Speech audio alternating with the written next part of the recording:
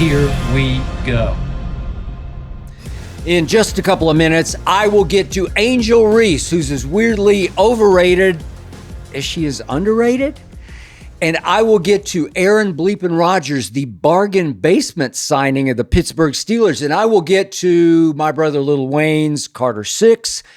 And I will explain many of the nicknames worth 1,000 words that I've given to star athletes over the years, beginning with Bosch Spice. Remember that one?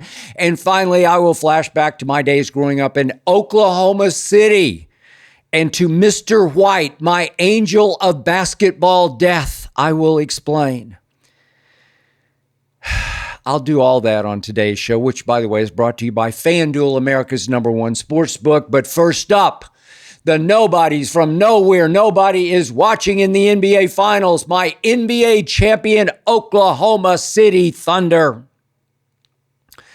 So I originally said they would win the NBA championship in 5 games. Then I skimmed through an avalanche of comments from Pacers fans that I did ask for. I asked for the avalanche. And it struck me, these people haven't even watched the Thunder all year, except for maybe twice against their Pacers, 2 wins for the Thunder. So I let my hometown pride carry me right away, and I amended that prediction to Thunder in sweep, Thunder in 4. Yet, after 2 games in which the Thunder have routinely shown that they are just clearly the dominant team, they led by 15 with 9.5 minutes left, as you remember in Game 1. Maybe you didn't even watch Game 1. Very few people did. And then they led by 22 with 10.5 minutes left in Game 2. So after all I've seen, I am not at all ashamed of my sweep prediction. The Thunder were highly capable of sweeping these finals. Should be up 2-0 with 2 to go. But the Pacers went crazy, like weirdly hot, made 6 threes over the last 9 minutes of Game 1 while the Thunder made none. And the Pacers flat out stole that game. It was freakish and it was flukish. Now, I realized the Pacers had come back 3 miraculous times down 17 in these playoffs. I realize they have magical heart. I give you that. But there was no way they were coming from 15 down in the fourth quarter against this defense and this superstar in this loud city arena. And by the way, 5 of those 6 threes they made down the stretch were extremely contested. One actually was lucky because it banked in off the glass. I don't know. You got a 7-footer shooting a 3 off the glass. No, lucky bank. But they did go in because every hopeless underdog has its day. These very young Thunder, youngest team in the playoffs, just got a little too proud for their own good. They did not take the Pacers seriously until it was too late in Game 1. But when they turn up the heat, when they push down on that accelerator of theirs, they know they are way better than the Pacers. In Game 2, they played about the same way they played in Game 1. They played pretty well, ho-hum, sort of routinely well, nothing particularly special. Yet in Game 2, they just kept their foot on the gas in the fourth quarter, and they made sure Indiana didn't pull any miracles out of their butts this time. Trust me. Trust me on this. The Thunder can play so much better than they did in Game 1 or Game 2. And the Thunder will play much better in Game 3 and Game 4. Look, it all boils down to this. Shai Gilgeous-Alexander is by far the best player on the floor. And he just flat out knows it. He's way better than Halliburton, Hallie, as everybody's calling him now, or Siakam.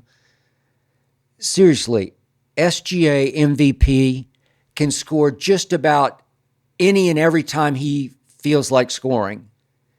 He can get to his mid-range jump shot spot on anybody and shoot over everybody.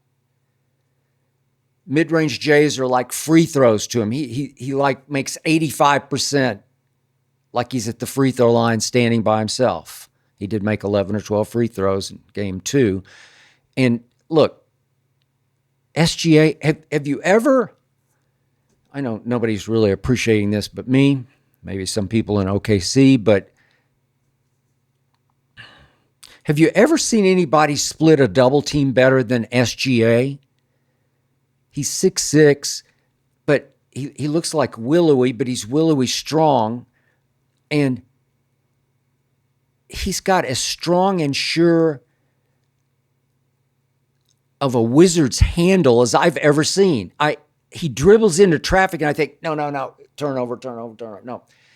But he dribbles through traffic, in traffic, in ways that are magical to me, where I just say, how did you dribble through those two and then that one and then that one, and all of a sudden he's at the rim? Nobody took more shots at the rim this year than Shai Gilgeous-Alexander, because nobody split double teams better, triple teams better, lane traffic better than Shai Gilgeous-Alexander. I've never seen anything quite like it before. You're not a little guy. You're not like some 6-footer just sort of going underneath everybody. You're 6'6". You're Jordan size, height, and you still have the smooth strength to navigate through double teams. Everybody said, well, what if you just, in the playoffs, you just take him out of the game? Well, nobody takes him out of the game. As Mark Daigneault said after the game, you just mark it down. He's going to get 30-something. I figure one of the 2 games at Indy, where he did tie his career high with 45 this year in the game there, I figure he'll go for 40 in either 3 or 4. It's just who he is, what he does. And by the way, in his first 2 finals games, he scored more points than anybody's ever scored in their first 2 finals games, eclipsing Allen Iverson in his first 2 finals games. It's pretty special stuff.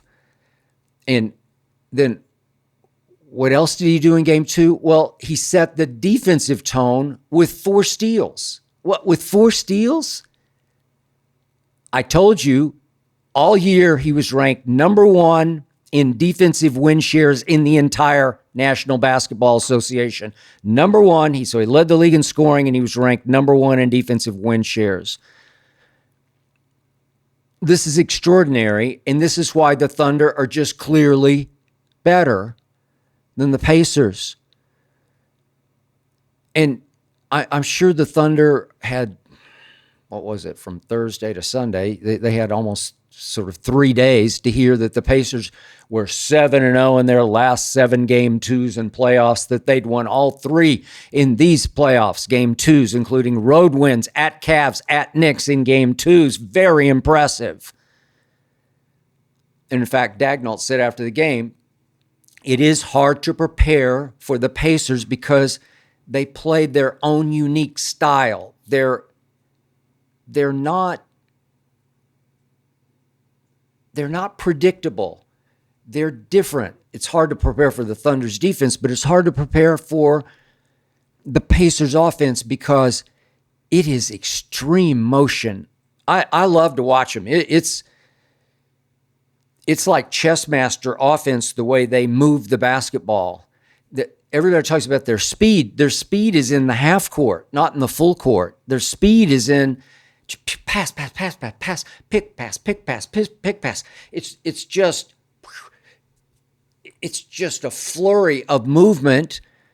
And Hallie is the head of the snake, and it's a lot of passing from Hallie. He passes like crazy. That's why he had only 5 points going into the fourth quarter in game 2, and he finally got off a little bit in the fourth quarter. It was like Dak Prescott, garbage yards in the fourth quarter.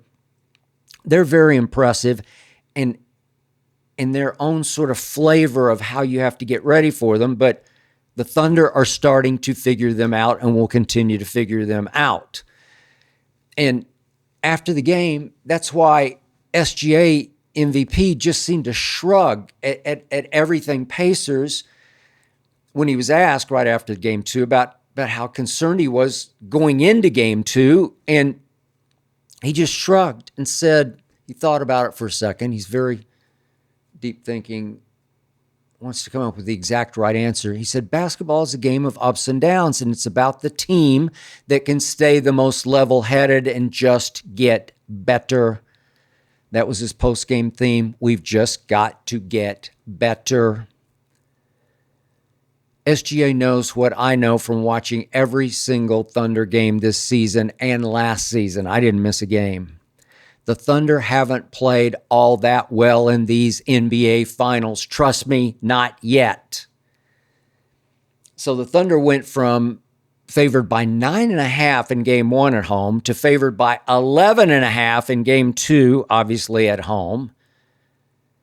So I did think they'd win by more than 9.5 in game 1. I thought they'd win by 20, and they should have won by 20. I thought 10 times during game 1 they were about to pull away and win by 20. Then before game 2, when it came clear that the odds makers expected a big bounce back from OKC in OKC, I said, man, there's no way I'd give the Pacers, with all that momentum, all that fourth quarter momentum from game 1, no way I'd give them 11.5 points. Are you kidding? It's just too many. They're too well coached. They're too funky. They have been the best three-point shooting team throughout the playoffs. 11.5, and I was wrong again. Game 2 was a replay of game 1, except the Thunder actually played the last 9 or 10 minutes of the game instead of taking the rest of the night off. And in game 2, they won by 17, as they should have in game 1. And you say, well, there's no way Aaron Wiggins is going to make 5 threes on the road in a game 3. Hey, if you've been watching these guys like I have, Aaron Wiggins is highly capable of getting 30 at Indy in 3 or 4 because he's just not afraid, and he is wildly talented. He scored 30-plus this season twice. And he had 41 against the Kings, albeit at home. But he's a 30 or 40-point kind of guy. And by the way, I keep saying this, but watch Isaiah Joe make 5 threes in either game 3 or game 4. Highly capable. The best shooter on the team is Isaiah Joe. They haven't gotten him untracked yet, unleashed just yet. Lou Dort is capable of making 5 threes in a game. So is Alex Caruso, the defensive dynamo. As you've seen on offense, he's a pretty good three-point shooter. And by the way, if I have convinced you to plunk down a couple of bucks on game 3 or on these finals, big picture, the place to do so is FanDuel. It's America's #1 sports book. It is the franchise, the Cowboys, Yankees, Lakers, all rolled into one.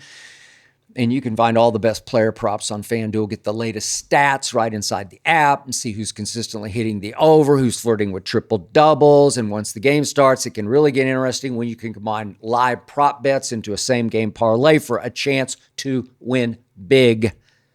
Just give FanDuel a shot, I don't know, today. Do it right now. You'll get started with $200 in bonus bets if your first $5 bet wins. Just visit FanDuel.com/my first name Skip to join today. You can do it now. FanDuel.com/Skip. So weirdly to me, the odds makers are giving the Pacers more respect at home against the Thunder than the odds makers gave the Nuggets and Timberwolves at home against the Thunder. At Denver and at Minnesota in game 3, the Thunder were favored by 6.5 points. But now Wednesday night in Indianapolis, the Thunder are only favored by 3.5.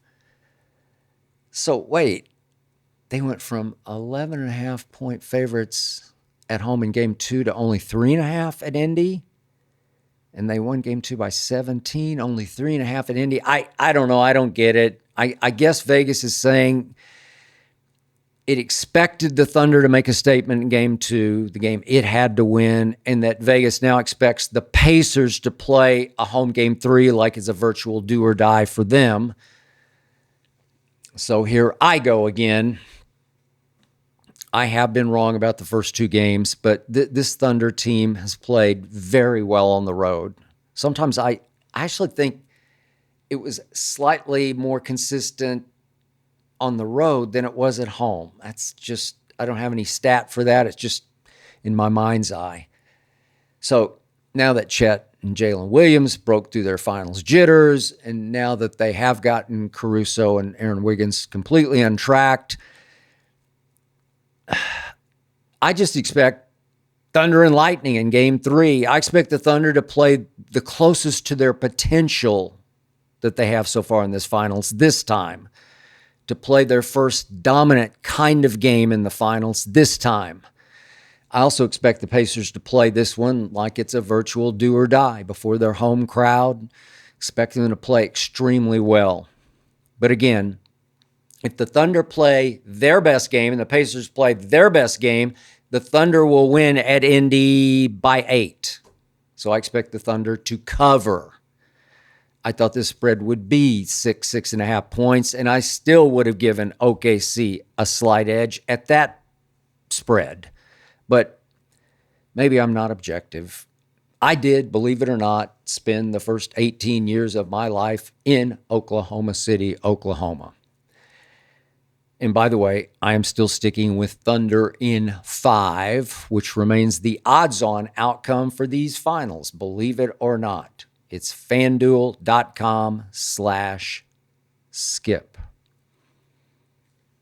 Quick sip of not Diet Dew. This is Diet Dr. Pepper this morning. Only because Ernestine couldn't find any Diet Dew yesterday at the stores. She tried to order it. Everybody was out of stock. Everybody wants Diet Mountain Dew, so I went with my old Oklahoma City favorite. This is what I grew up with. In honor of the Thunder, Diet Dr. Pepper. When I go back to Oklahoma City in the summers to play golf, I always love to get, after the front 9, a Diet Dr. Pepper to get me through the back. Lincoln Park. Lincoln West, Lincoln East. Love it. Miss it. Now, for the wildly overrated and shockingly underrated Angel Reese. I saw on X, formerly Twitter, the other day that Angel Reese was getting bombarded with criticism for her sorry performance in Chicago's 79-52 home loss to Caitlin Clark's Fever without the injured Caitlin Clark. Man. Angel wound up with a grand total of 4 points on 2 out of 7. Didn't shoot a single free throw. Although she did have 12 rebounds, her average, which does lead the league. But a couple of times Angel drove it and flung up just these wild shots from 3 or 4 feet that missed the rim by, 3 or 4 feet. Just looked so ridiculously awkward, like she'd never even played basketball before. Now, in fairness, Angel's team had lost its new point guard, the great Courtney Vandersloot, to just an awful knee injury. She tore her ACL. That was in the first quarter. That took the life out of the home team and took the quarterback out of the offense. But still, Angel looked pretty sorry, as she often does. I'm just being honest. I mean, as a post player, shooting a lot of point-blank shots at the rim, last year Angel made only 39% of her shots. Which ranked 50th of 55 players, and she's a post player. And this year she's even worse. Through 7 games, she's 30.9% from the floor. That ranks 63rd out of 64 qualified, and a lot of her shots are right around the rim. That is impossibly bad. There is obviously no way Angel can compare to Caitlin Clark as a shooter or a passer. And there is no way Angel can live up to her dynamic social media / podcast presence as a shooter or a passer or even a shot blocker. She's blocked only 2 shots so far this season. She doesn't even do that. But, big but, Angel Reese is on her way to becoming the greatest rebounder in WNBA history. last season, as a rookie, she shattered the all-time single-season rebound record by 42 rebounds, by 42. And she did this at just 6'3" tall, 6'3". Brittany Griner is 6'9" tall. Angel's teammate, Camila Cardoso, is 6'7". But at 6'3", Angel is Rodman-esque. Remember Dennis Rodman? She can anticipate caroms with genius timing. This is rare talent that she has for rebounding. She just has a nose for and a heart for the basketball, just a maniacal desire to outfight and out-rebound opponents, especially on the offensive glass, because about 40% of her rebounds are off the offensive glass. Offensive rebounds. Of course, the joke is she's rebounding lots of her own wild misses. And that may be fairly frequently true, but still, as we speak, Angel Reese is again leading the WNBA in rebounds per game, meaning last season was no fluke. Then there's this.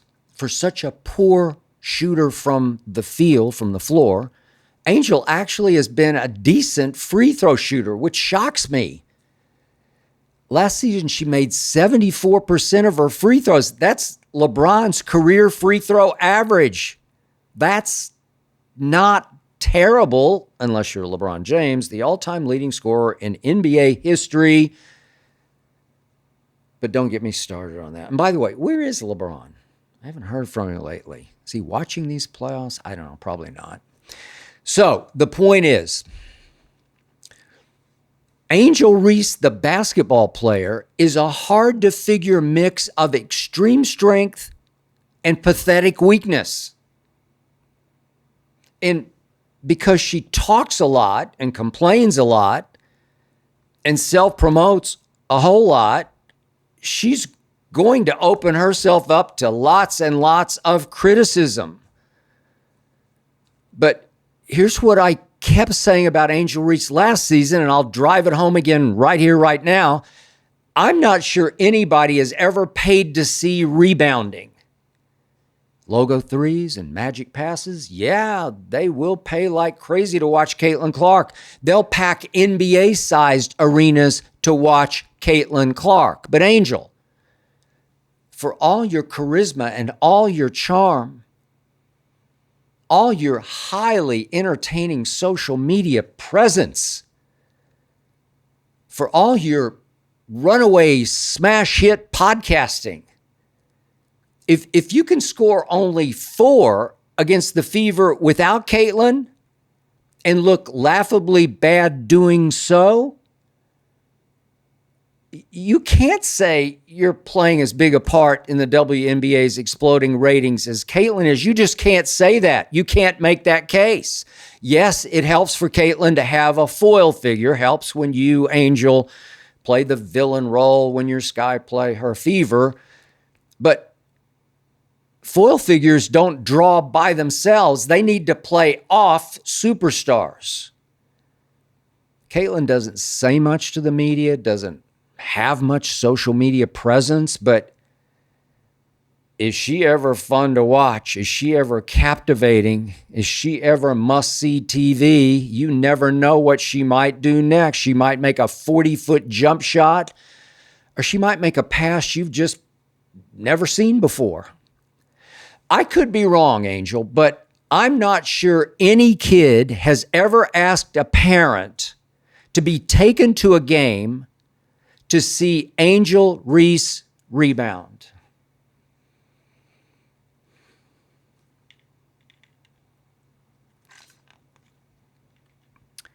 Now, quick word about Harry's body wash.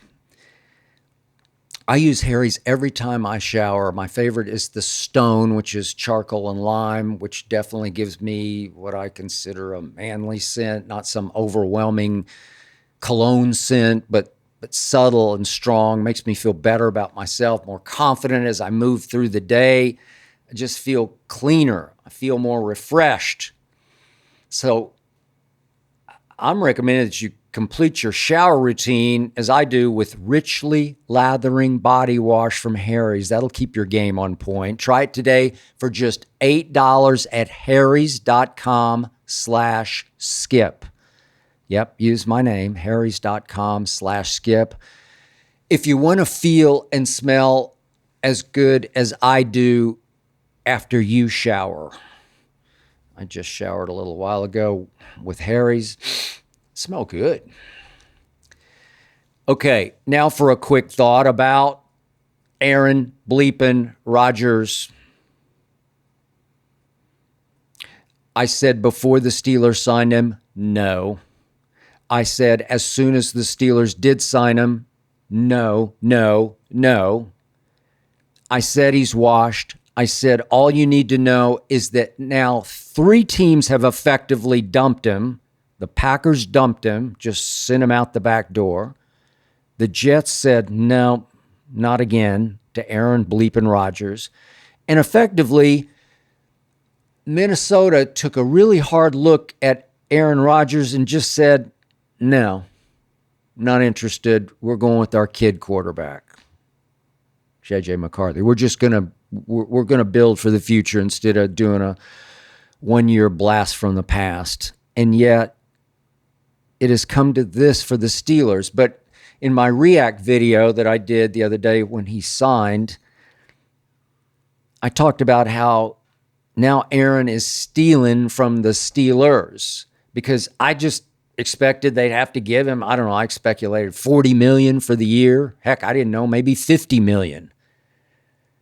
I mean, he is a 4-time MVP, even though he is 41 years of age, and he mostly looked washed last year for the Jets. Lost his mobility, lost some arm strength, lost some release time, definitely lost his heart and his guts for standing in and taking the hits you have to take to complete passes in this league. But then a day passed, and I read, wait a second. The Steelers are getting Aaron bleepin' Rodgers at bargain basement price here, because it's only a base of $13.5 million that if he hits every incentive can go up to 19.5 total. That's on playing time performance, all rolled into one. It could go to 19.5. Only $10 million is guaranteed. And I thought, my mom didn't teach me much. She wasn't around all that much for me, but she did always say one thing: you get what you pay for. If you buy cheap, you get cheap. So at least the Steelers didn't stick themselves by overpaying for Aaron Rodgers, but they will get what they paid for, bargain basement. I got a kick out of a story which I recommend that you read in USA Today. My friend Jarrett Bell went to Pittsburgh and wrote about how so many Steelers fans are rebelling against the signing of Aaron Rodgers. One big social media post was the burning of a Steelers jersey. It was Minka Fitzpatrick's. I don't know why, but it was just a signed Minka jersey that was burned in effigy over Aaron Rodgers, now a Pittsburgh Steelers wearing number 8. Thank you for that story, Jared. I appreciated that story. I hurt for Steeler fans, because you want to talk about a cornerstone, highly respected franchise until now. 10 years since you won a playoff game. And now it sure appears that you could be the front runner in what I assume or presume it's going to be the Arch Manning Derby next year. You just could have the worst record in the league, especially stuck in that division with that new quarterback. And one other quick word about my brother, Dwayne Michael Carter Jr., Lil Wayne Carter 6, dropped Friday. He texted me Friday night actually brought tears to my eyes because it was almost like a little kid text that said, "I just sold out the Garden."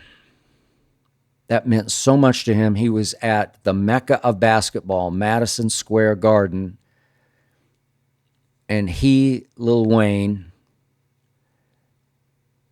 now into his 40s, had sold out MSG. And I wrote back, "You're out nicking the Knicks." And he sent me back a laughing, crying emoji. He was so happy. I'm so happy for him with this album. I don't pretend. I'm not objective, so I can't rate and debate it. I don't know. The Days is really good with Bono. Cotton Candy is really good with 2 Chainz, but it's just another achievement for him. He worked so hard on it. He just, how many nights did I text him late night, very early morning? He was still going, still in the studio, dotting every I, crossing every T. He obviously has genius, but he's maximized his genius. Nobody ever has worked harder at maximizing talent than my brother Lil Wayne, and I'm very proud of him, and I believe you can see him this week on Kimmel. He deserves everything he gets because he has earned it.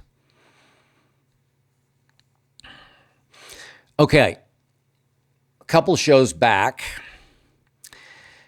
I made the point that punk, as far as I know, is a gay slur, especially when it's used as a sports term, as in players saying, "We got punked tonight," as in we got bullied, we got physically dominated, maybe on the boards. Or sports commentators saying, "They just got punked." But as I concluded, apparently the gay community is not offended by this reference. I'm not sure what the reaction was to the point that I don't think anybody had ever made before.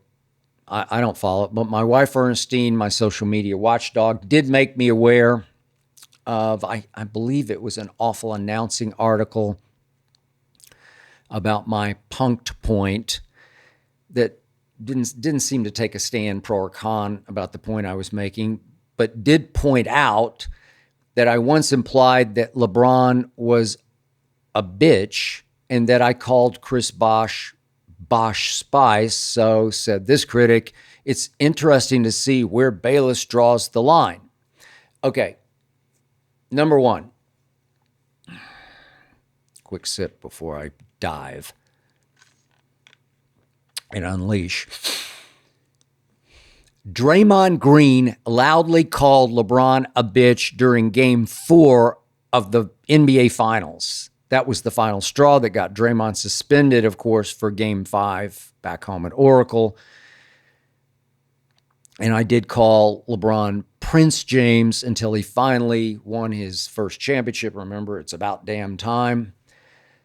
But I don't ever remember implying that LeBron was a bitch. I just talked about how that's exactly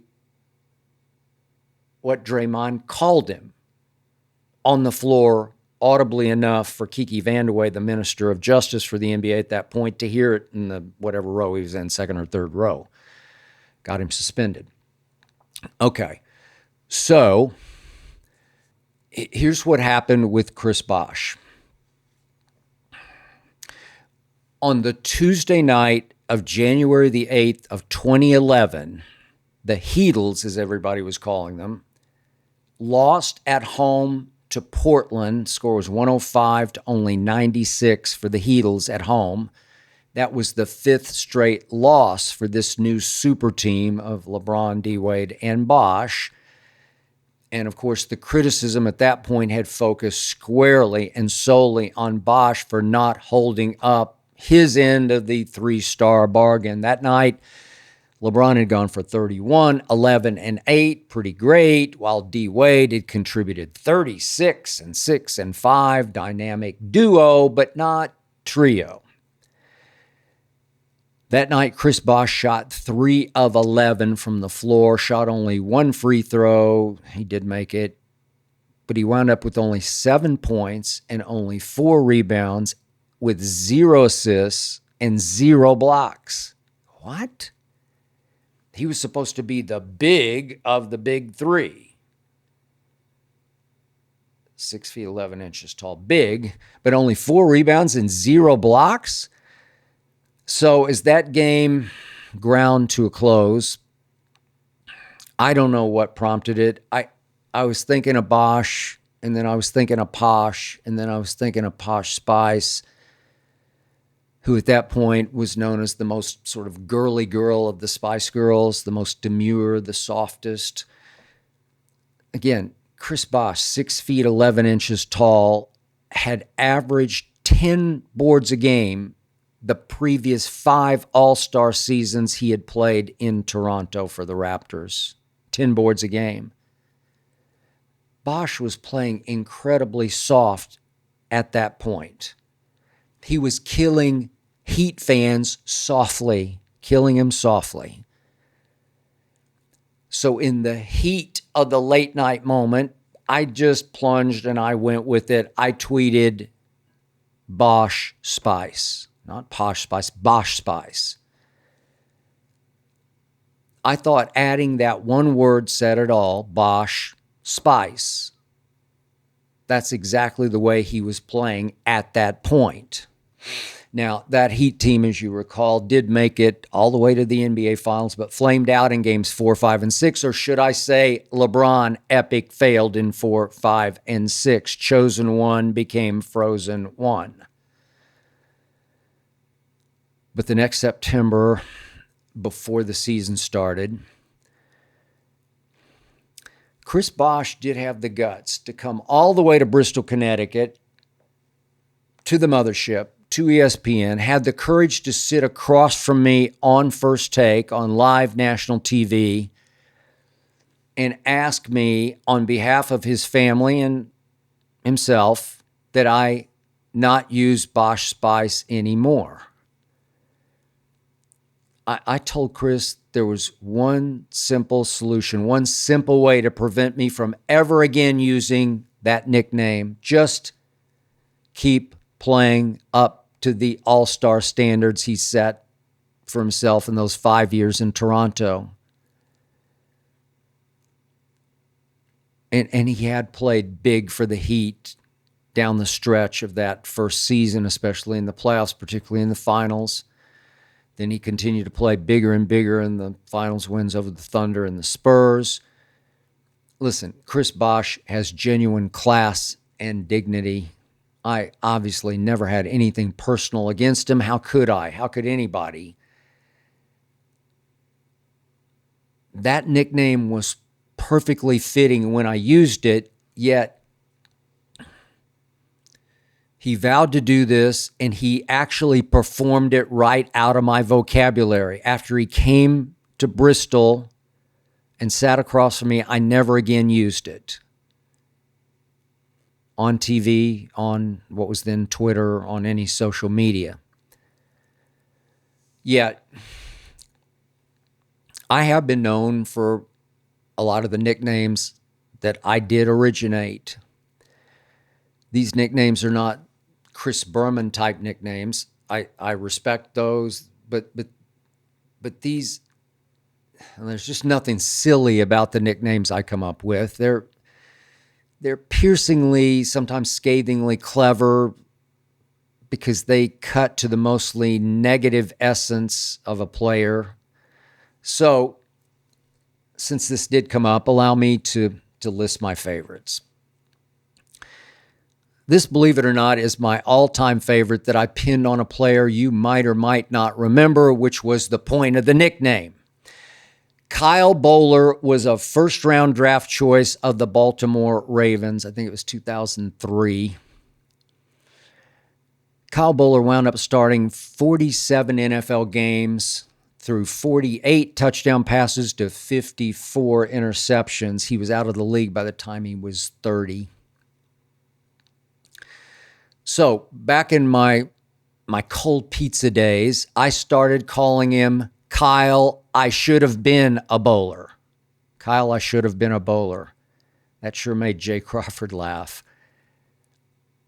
Tell me that nickname didn't nail Kyle Bowler's career. Tell me that wasn't the nickname worth 1,000 words. And so was this one that I gave to T.O., as in Terrell Owens, Team Obliterator. By the way, I did an interview a few days back for my guy Mike Hill for a documentary on Terrell Owens. It's going to run this fall, I think on Thursday night on Amazon Prime around the NFL package, the Thursday night football game. So I thought a lot about Terrell Owens this past week. Interview went for maybe 3 hours. I know a lot about T.O. We've done battle against each other on live national TV as I did with Chris Bosch. I don't know. I've done this with Terrell 5 times maybe. 5 or 6 times. Always enjoyed our sessions. Always thought they were productive. Each time I actually liked Terrell a little more. So again, nothing personal involved here. He's got a good sense of humor.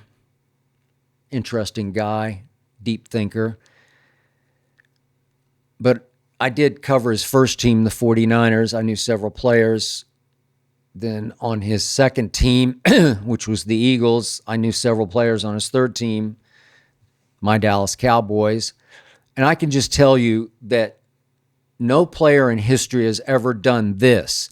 Terrell Owens polarized and split all 3 locker rooms. Half the players loved him and would just effectively die for him in awe of his explosive ability. And by the way, I think he was the greatest deep threat I saw this side of Randy Moss. Just played with rage. Didn't time that fast, 4.63 coming out of Tennessee, Chattanooga. But man, could he will himself past DBs for deep balls. But the other half of those 3 locker rooms just despised him as an egomaniacal self-promoter, more interested in stats and publicity stunts than winning. And then T.O. publicly, personally attacked his quarterback in San Francisco, Jeff Garcia. He did the same to Donovan McNabb in Philly. And then one of the greatest coaches ever, Bill Parcells, despised Terrell so much that Bill Parcells wouldn't even speak his name to the media, just kept referring to Terrell as the player. Ugh. Bill Parcells? So the truth was and is T.O., Team Obliterator, scathingly accurate. And I can't wait to see the documentary because Terrell Owens has lived a life. Which brings me to Joe Flacco, whom I started calling Joe Fluco because I don't think I've ever seen a quarterback be more average during regular seasons and off the charts all-time great in playoff runs. I've never seen anything like it, but you pay him all this money, and then in regular seasons, he turns out to be Fluco. How about the NBA? How about me, myself, and Iverson? Can't say it much better. All-world ability, me, myself, and Iverson. How about Russell Westbrook? The worst jump shooting point guard ever. LeBron campaigned to make him a Laker. And that year, He shot 29.4% from three, which was the worst in the league. Russell Westbrook 4 times led the league in turnovers. 4 other times he was second. Just a pathetic shooter. Westbrook, I started in 2012, was unfortunately extremely accurate in ways he never was as a shooter. But there was a point guard before him, this one in Dallas, who for a few years rivaled Russ's poor shooting as a point guard. That was Jason Kidd, who actually taught himself a pretty reliable, dependable set shot from three in the back half of his career. He became somebody you could count on from three. But early on in Dallas, I called him Asen Kid because there was no J in Jason, no jump shot. He had no J. Then, of course, speaking of Dallas and the Mavericks, there's Luka Doncic because there's no D in his last name because he plays no D, as the Lakers found out as they got gentlemen's swept by the Timberwolves in the first round of this year's playoffs. Paul George occasionally played like he was just some George Paul, so I referred to him occasionally as he went George Paul.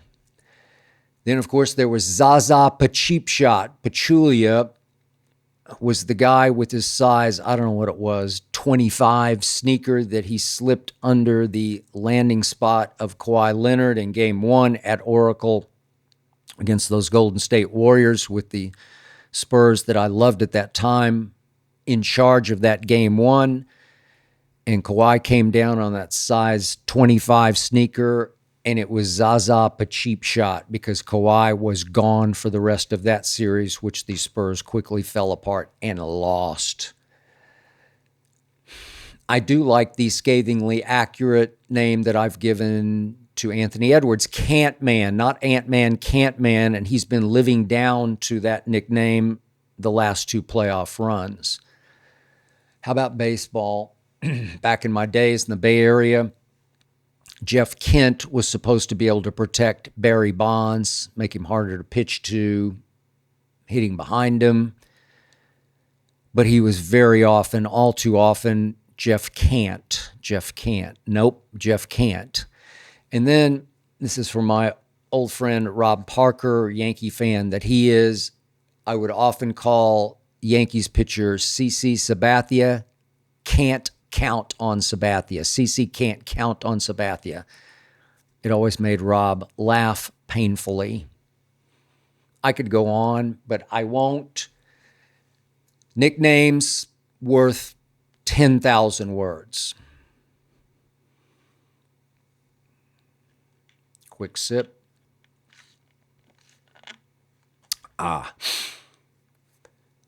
Ernestine and I have often sent Omaha Steaks as gifts. So this Father's Day, why don't you give Dad the world's best steak experience with Omaha Steaks?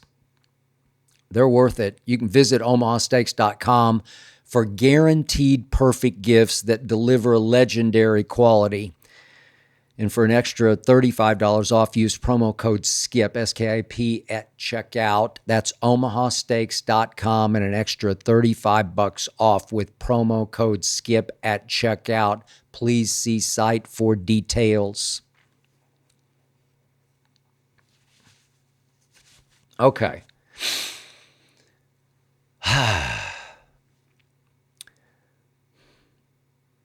So suffer me this. With the NBA Finals being back in my hometown of Oklahoma City, it's just made me flash back, made me think several times over the last week about a man I can't get out of my psyche, out of my memory, Mr. White. He just flashes into my head. Now I'll probably dream about him tonight. Mr. White was a counselor at the junior high I went to called Taft Junior High School, Oklahoma City, Oklahoma, 23rd and May Avenue. Mr. White was also my angel of death. when it came to my short-lived basketball career. But the point I would like to make is that even though Oklahoma has always long been viewed as a football state, a la Texas, listen, when I was growing up, basketball was huge in Oklahoma. It rivaled football in hugeness. Maybe it wasn't Indiana crazy, small town crazy, but it was huge. And even though baseball always came easiest for me, it was by far my best sport in high school. I was a pretty good high school baseball player, made all region after my senior year.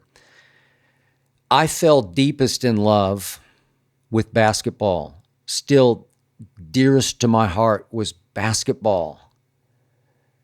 So, as I've mentioned, I came from a broken home. I was the oldest. I didn't have any sort of parental guidance.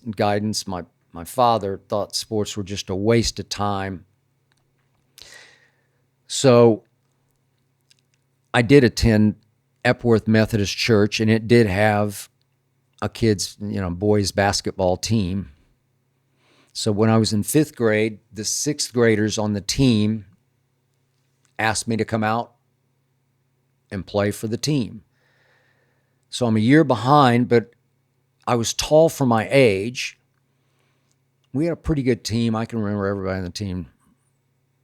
Royce Allen, Dick Daniels, tall kid named Tommy. But the point was that right away, I just knew I could play basketball better than the 6th graders could play basketball. I spent hours in my driveway on the concrete shooting at my rim, my old rim with the messed up net on it, hours and hours shooting baskets. And all of a sudden, I'm thinking, wait a second, I'm actually better than they are, and I'm better than a lot of guys on the other teams were. And by 6th grade, I was dominating, and by 7th grade, trust me, I became a church league legend in Oklahoma City because nobody could stop me. 7th grade, I'm averaging 30 points a game in games with a total of only 40 points for the winner. So my team would score 40 and I'd have 30 just about every game.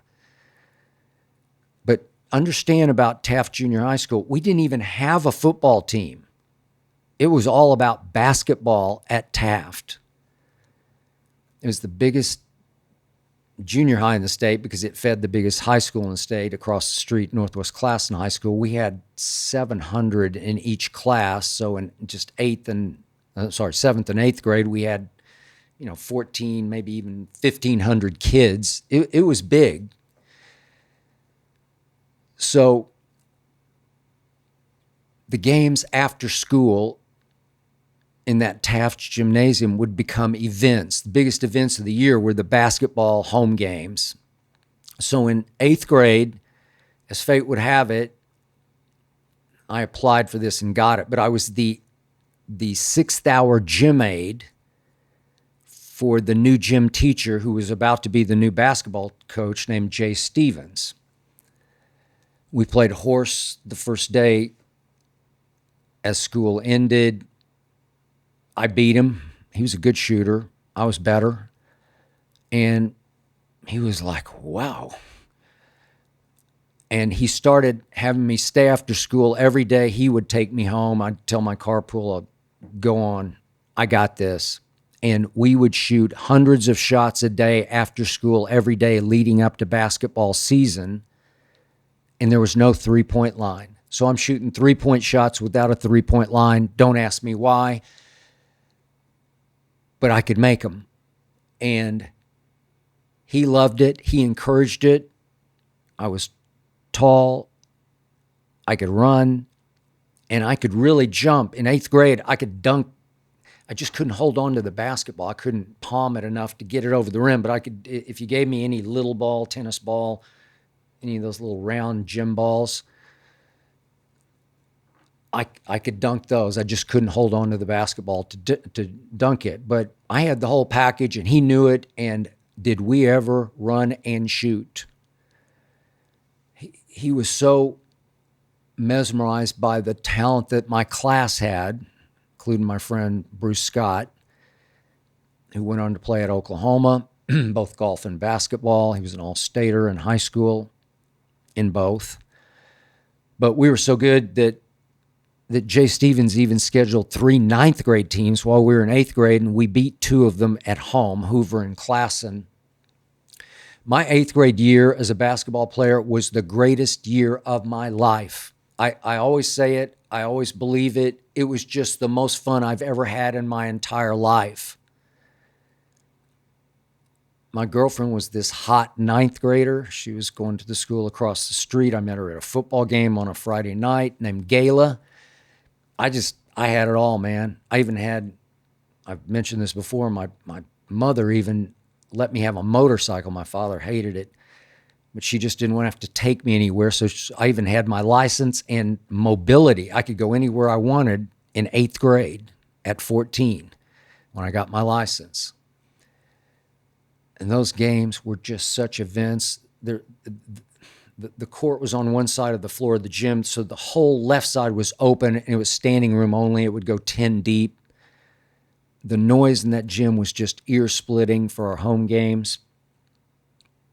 I've just never had more fun. It was the peak time of my life, and I've had a lot of success in my career, but I've never had more fun than that. Our last game was actually at a rival school of ours, John Marshall. I scored 21 in that game, which was my season high. And when Jay Stevens read the box score to the locker room after the game, I got a standing ovation for my 21. And the next day, during lunch hour, I was in what was called at Taft the Sooner Room. It was just an activities room where they had 2 ping pong tables for the kids who didn't like girls, and for the boys who liked girls. We would just sort of congregate in the middle of the Sooner Room because there was a free jukebox that you could just keep pressing songs in, and you could just interact with the girls and flirt with the girls.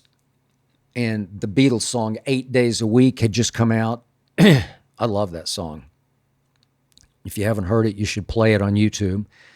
8 days a week, that we would punch it like 20 straight times. So it would just keep playing on the jukebox 8 days a week by the Beatles. Big hit. And that day I was accepting congratulations for a great season, great finale. And as always, there was a counselor on duty to observe just to make sure no lines were crossed. And Mr. White was often on duty. He was a pretty big guy. I'd give him 6 feet, at least 200 pounds. Looked like he'd been an athlete. He had sort of wavy reddish hair, parted on the side, always in a coat and tie. Mr. White had this sort of quiet air of intelligence when he spoke, like he was passing along wisdom you'd only understand much later in life. So just as that lunch hour was ending, true story, Mr. White waved me over and asked me a weird question. He said, "Do you know who Jimmy Mosley is?" And I said, "Yeah, he's a senior at Northwest, right?" And Mr. White said, "Yep, he's a senior." And I knew that he was like the 6th or 7th man for the Northwest class of Knights basketball team as a senior. I really only knew about him because he was dating the daughter of my mother's best friend. Her name was Talisa Rose. Jimmy Mosley was dating Talisa Rose. So that's the only way I really knew of him, even though I watched a lot of those games because he didn't play all that much. I did know who Jimmy Mosley was. So Mr. White told me that when Jimmy Mosley was in 8th grade at Taft, that he was just faster and more skilled than anyone else. Mr. White said to me, Jimmy was something here at Taft. He just outrun everyone down the court. Then at Northwest, everyone caught up to him, and now he kind of left it hanging in the air.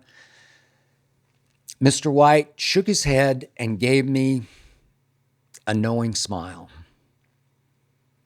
Mr. White was predicting my future, unfortunately, correctly predicting my future. And I've actually often wondered why he would say such a cruel thing to me at that moment when I was riding highest. Was he trying to warn me? Or just deflate me, humble me, put me in my place? I don't know. I went home that night. Again, I didn't have anybody to talk to. Didn't have a big brother, didn't have a father. So I thought about it, and then I just shook it off, and I thought, you're just jealous. I knew what he was saying, but I just didn't buy it. I mean, how could I? So at the end of that school year in 8th grade, I was chosen Athlete of the Year at Taft Junior High School with 1,500 kids there. And that summer at a basketball camp in Oklahoma City for kids from all over Texas and Oklahoma, I was selected the most valuable player at that camp at McGinnis High School, where I actually wound up taking my SAT that fortunately got me into Vanderbilt University because I was going to need it. But in 9th grade,